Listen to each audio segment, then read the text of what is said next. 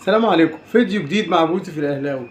حابب قبل ما اتكلم في اي حاجه بتمنى من كل واحد بيشوف ابو يوسف الاهلاوي يدي اللايك، يدي اللايك بعد احترامي لك يا حبيبي ابو يوسف الاهلاوي. ادي اللايك. كلامنا النهارده كتير. هبدا بالكابتن طارق يحيى. الكابتن طارق يحيى يا جماعه الحمد لله عرف غلطه، وطالما البني ادم عرف غلطه يبقى البني ادم يسامح التاني، صح ولا لا؟ يا جماعه طارق يحيى النهارده عمل بيان بعد طرده من نادي الزمالك عشان هو قال في حاجات في نادي الزمالك غلط. قال احنا ما بنعرفش ناخد قرار في نادي الزمالك الا بني ادم واحد هو اللي بياخد القرارات، احنا مالناش دور. عشان كده الكابتن طارق مشي من قرارات الزمالك، مشي من نادي الزمالك كله، مشي من قطاع الناشئين. يا جماعه ابو يوسف الاهلاوي فتح دراعاته للكابتن طارق يحيى، واتمنى غير الكابتن طارق يحيى انقذوا الزمالك، انقذوا ناديكم بالادب وبالاحترام. الكابتن طارق يحيى قال كفايه، حتى لو مشي لا في نادي الزمالك لا، ده انت هيجي لك حاجه من عند ربنا كبيره، ربنا هيرزقك ان شاء الله، ربنا هيرزقك احسن من المكان اللي انت كنت شغال فيه بالباطل ان شاء الله بدون مقاطعه.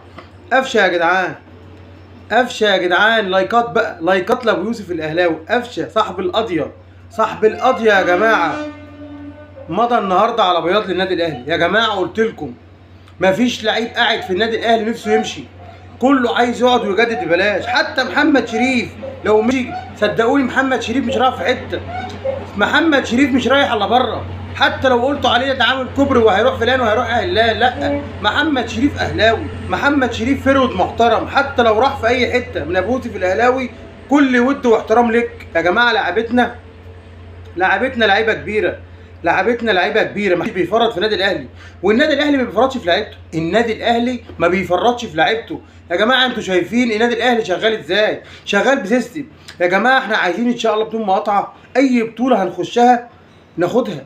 يا جماعه احنا النادي الاهلي، النادي الاهلي ده اللي بيقوي لعيبته حتى وهو كسبان، حتى وهو كسبان الخمس بطولات في وش العدو. احنا عايزين يبقى امر الله السنه الجايه يبقى 7 بطولات، احنا بنفكر في كده، بندخل سوبر افريقي وعنا على كاس العالم، عنا على كاس العالم للانديه. يا جماعه كاس العالم للانديه ده حلم الاهلاويه بقى، احنا زهقنا من كل البطولات، نفسنا في حاجه واحده، كاس عالم للانديه ناخده عندنا. نفسي كاس عالم للانديه في السعوديه اللي هم طلعوا اتريقوا على الكره المصريه، احنا نجيبهم هناك ونيجي. ده اكبر دافع للنادي الاهلي ورد كرامه المصريين، رد كرامه المصريين. كله لايكات يا جماعه، لايكات عشان صوتنا يوصل، لايكات عشان صوتنا يوصل. رد كرامه المصريين، النادي الاهلي يسافر السعوديه يجيب البطوله دي كاس عالم للانديه، عشان نرد على كل واحد يتريق على الكره المصريه ودرب الاهلي والزمالك، والزمالك والاهلي والزمالك كبار غصب عن اي حد، غصب عن اي حد شايف نفسه فوق الاهلي والزمالك. انا بتكلم من كل قلبي يا جماعه، احنا كلنا واحد. حابب بقى اتكلم على مفاجاه. امير مرتضى بعت الاول بقى احكي لكم قصته. امير مرتضى امبارح الاعلام الزملكاوي كله مبروك، امير مرتضى هيقود لجنه الانديه، مبروك امير مرتضى خلاص رشح نفسه رئاسه لجنه الانديه.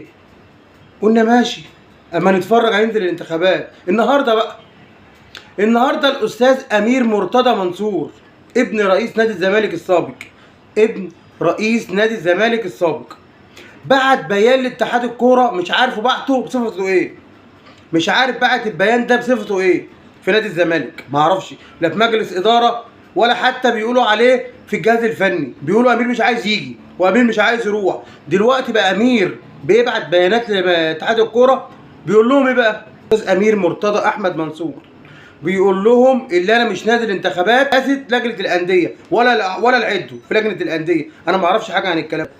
عرفتوا اللي انتوا بتضربوا اي كلام؟ عرفتوا اللي انتوا بتقولوا اي كلام يا زملكاويه؟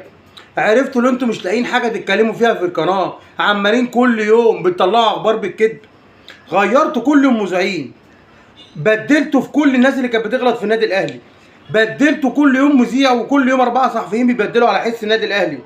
بس ربنا على الظالم، ربنا انا متاكد 100% ان ربنا مع الظالم ان شاء الله. يا جماعه النادي الاهلي كبير، النادي الاهلي كبير زي نادي الزمالك، احنا الاتنين واحد، بس نادي الزمالك الاداره بتاعته مودياه في حته محدش شايف نادي الزمالك، ولا حد شايف المديونات اللي في نادي الزمالك. وفي الاخر قرض ب 200 مليون، بدل ما تطلع تقول فيه فايت لنادي الزمالك 200 مليون، طالع وتقول انا احسن واحسن واحد في الدنيا، وطالع تعمل كارد ب 200 مليون.